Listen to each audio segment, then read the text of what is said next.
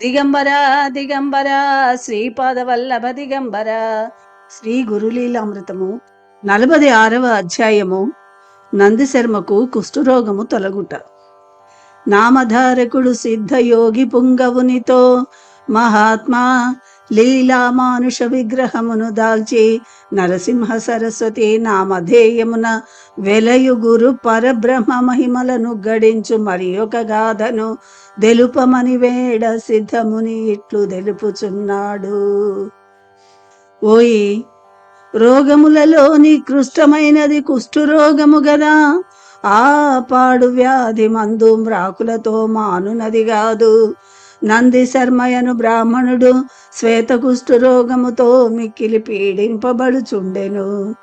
ఆ రోగము దుర్భరము దుస్సహమగుటచే నా విప్రుడు తులజానగరమునకేగి కాళికాలయమున 3 రోజులు కూడు నీళ్ల నుగ్గబట్టి జగదీశ్వరిని గూర్చి జపము చేసెను.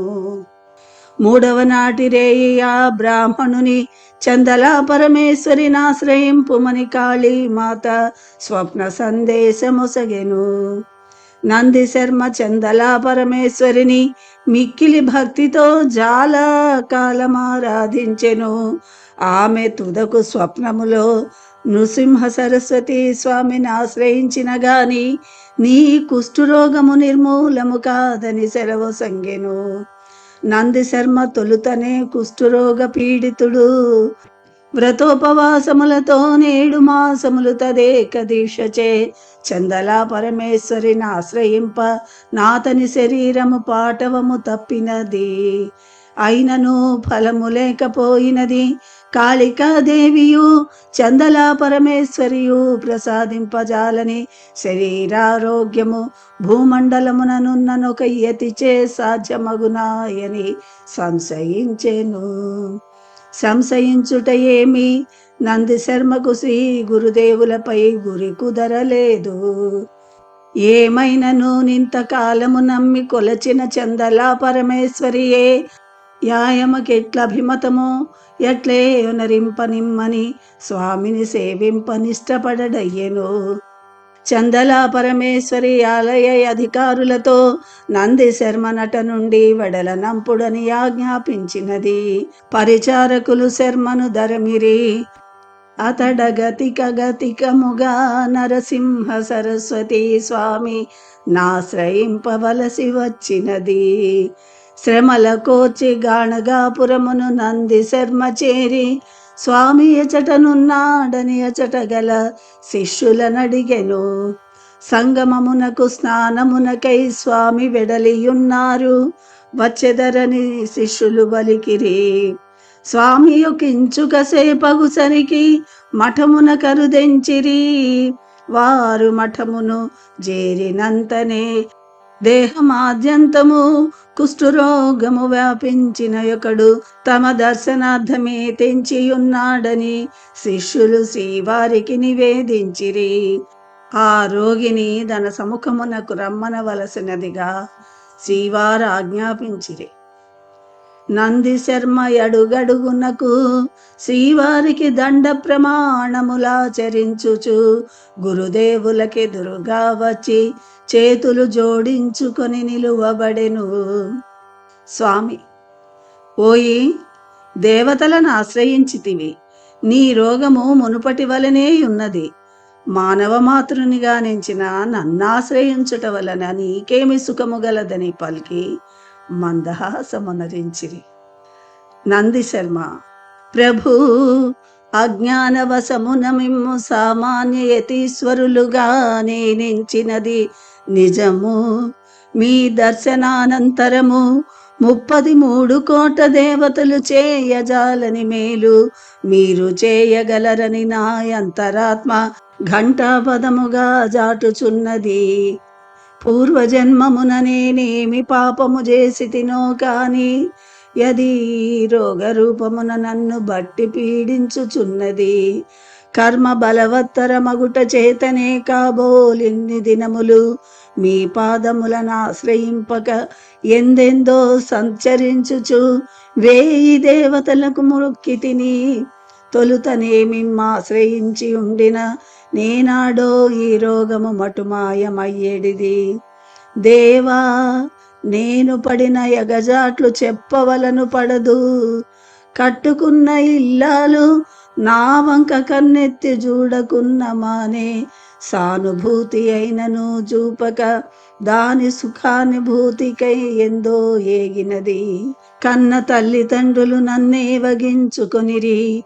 ఈ పాడు బ్రతుకుట దుర్భరముగా దోచి లోకమాతయని కాళికాదేవినాశ్రయించి తిని. నాయునికి దేవతలకైనను సహ్యముగా దాయను. దీనబంధు ఆపద్బాంధవా అనాథరక్షక నరసింహ సరస్వతి సంయమేంద్ర సాంద్ర కరుణా సాగర మాం పాలయాయని కంట తడి పెట్టుకొని సాగిలపడి నమస్కరించెను. నంది శర్మ వర్తనము శ్రీవారికి నచ్చినది. శ్రీ గురుదేవులు సోమనాథుడను బ్రాహ్మణుని పిలిచి, ఓయి ఈతనిని సంగమమున సంకల్పపూర్వకముగా స్నానము చేయింపుము. కట్టుబట్టలను విడిపించి క్రొత్త వస్త్రములను గట్టుకొనుట కొసగుము. అశ్వత్థ ప్రదర్శనములొనరించిన పిదప నిటకీతనిని గొనిరమ్మని ఆజ్ఞాపించెను. నంది శర్మ సంగమమున స్నానమాచరించెను. తడిగుడ్డలను వదలి క్రొత్త దుస్తులను ధరించెను. తడిగుడ్డలు తమంతట తామే తగులబడిపోయెను. ఆ గుడ్డలు వదిలిన ప్రదేశము మూసర క్షేత్రమైనది. నంది శర్మ కుష్ఠురోగము పటాపంచలైనది. అశ్వత్థ ప్రదక్షిణముల ఆచరించిన పిదప నతని శరీర కాంతి పుటము బెట్టిన బంగారము వలె కృంగొత్త కాంతులతో కలకలలాడదొడగినది. మున్నెన్నడు కని విని ఎరుగని ఈ విచిత్ర సంఘటన నంది శర్మ నాశ్చర్యచకితుని చేసినది. ఆనంద సముద్రమున ముంచి తేల్చినది. ఆహాహా నృసింహ సరస్వతి స్వామి వారి కృపకు సముద్రములు పమింపనర్హములుగావు. వారి మహిమకొక ఎంతు లేదని వేయి విధముల దనలో తాను గొనియాడుచు సోమనాథుని గూడి మఠమున కరుదెంచెను. స్వామివారి ముందు సాగిలబడి నమస్కరించి యానంద భాష్పముల నవ్వారిగా వదలెను. ఒక గడియ క్రితము దుస్సహ దురంత దీర్ఘ వ్యాధి పీడితుడ నామయముగా మరలి వచ్చుటచ్చటగల జనులకు విస్మయమొదవించినది. స్వామి ఆ విప్రునితో, ఓయి నీ వ్యాధి నిశ్శేషముగా తొలగినదా లేదా? నీ శరీరమునొక పరికించి పరిశీలించి చూచుకొమ్మని పలికెను. నంది శర్మ దేహమునంతయును సాకల్యముగా పరీక్షించి చూచికొనెను. పిక్కలపై కొద్దిగా కుష్టు వ్యాధి శేషమున్నటుల గుర్తించి, ప్రభు ఈ వ్యాధి నిశ్శేషముగా దొలగింపుడు రోగశేషమే నాటికైనను ముప్పునకు మూలమని మీకు తెలియనిది కాదు. నన్ను సంపూర్ణారోగ్యవంతునిగా నొనరించుట మీకొక లెక్కలోనిది కాదు. మీకన్నా నాకు వేరొండు దిక్కులేదు. దైవము లేడని పరిదేవనమునరించెను. ఓయి నీవు నా ఎండ చేరునప్పుడు మానవ మాతృడేమి ఈ వ్యాధిని దుడచివైచినట్లు తొలగించుట ఏమని సంశయించితివి. ఆ సంశయము నిన్ను వదలినది కాదు. సంశయము నంటి పెట్టుకొని నందున నీ వ్యాధియును నిర్మూలముగా తొలగినది కాదు. నిర్మల హృదయమున నన్ను గొలిచిన వారి కెట్టి ఆపదలును రోగములను బాధలను దరిజేరజాలవు అని సెలవిచ్చిరి.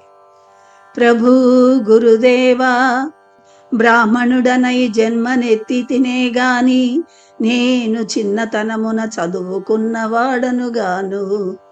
వయసు వచ్చిన నాటి నుండియు వ్యాధి పీడితుడ నగుట చేనున్న మతిగూడా జెదరిపోయినది.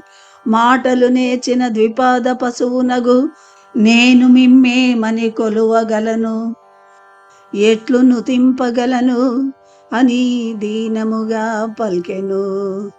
శ్రీ గురుదేవులు భస్మమును అభిమంత్రించి నంది శర్మ నాలుకపై బడవైచెను. శ్రీవారభిమంత్రించిన భస్మము నాలుకపై బడినంతనే వాగ్దేవత వల్లకి మంజుళ నిస్వనములు నంది శర్మగళమున మ్రోగెను. పలుకులలో దేనెలొలికెను, వినువారలకు వీనుల విందయ్యెను. అనర్గళముగా ప్రవహించు గంగా స్రవంతి వలె నాసు కవితా ధోరణితో శ్రీవారిని నంది శర్మ ఇట్లు కొనియాడెను.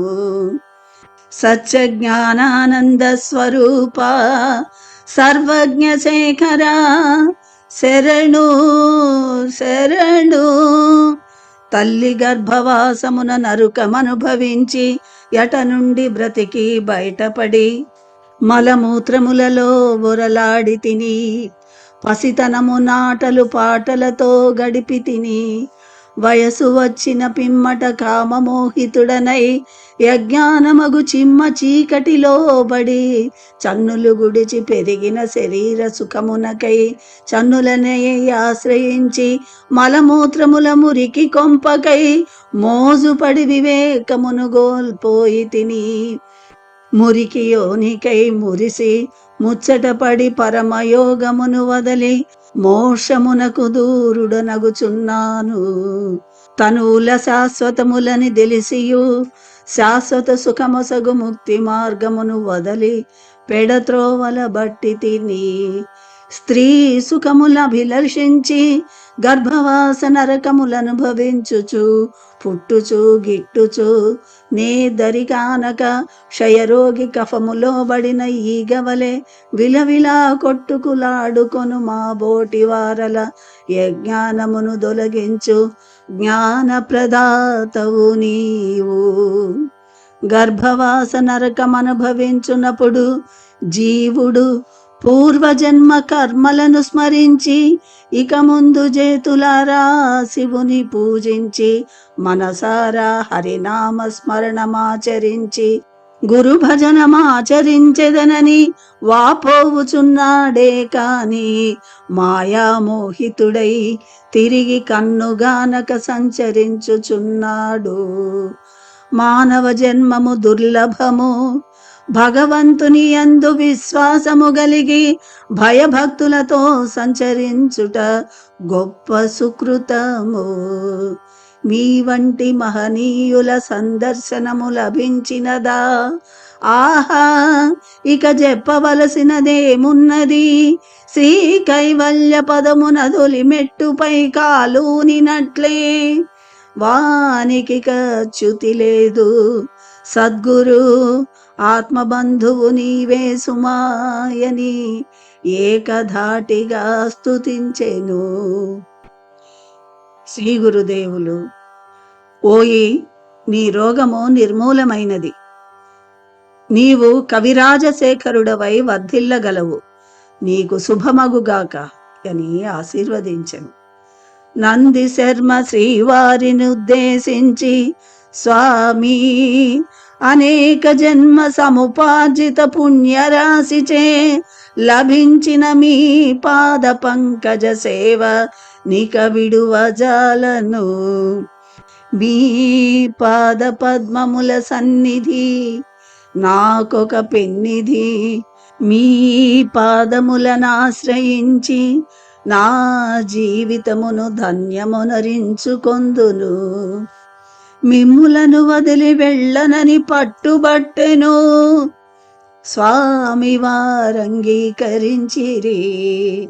నాటి నుండి నంది శర్మ శ్రీవారి ఆస్థాన కవీశ్వరుడై వారిని నుతించుచు జన్మ చరితార్థకమునరించుకొనెను. అవధూత చింతన శ్రీ గురుదేవ దత్త. 46వ అధ్యాయము సంపూర్ణము.